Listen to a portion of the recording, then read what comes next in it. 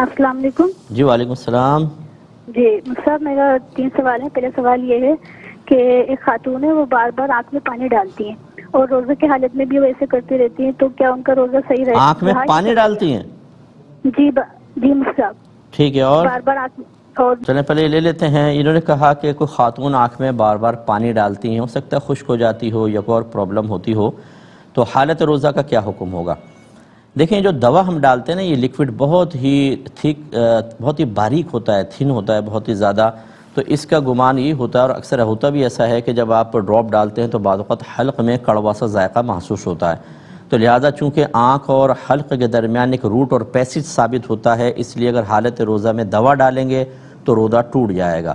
لیکن پانی بہت موٹا ہوتا ہے، یعنی اس کی سرفیس جو ہوتی ہے، جو سطح ہوتی ہے، وہ اتنی موٹی ہوتی ہے کہ یہ اندر نہیں جاتا، بلکہ اگر آپ ویسے ہی پانی ڈالیں تو دیکھیں آنکھ کے ان میں رہے گا اور نکل جاتا ہے۔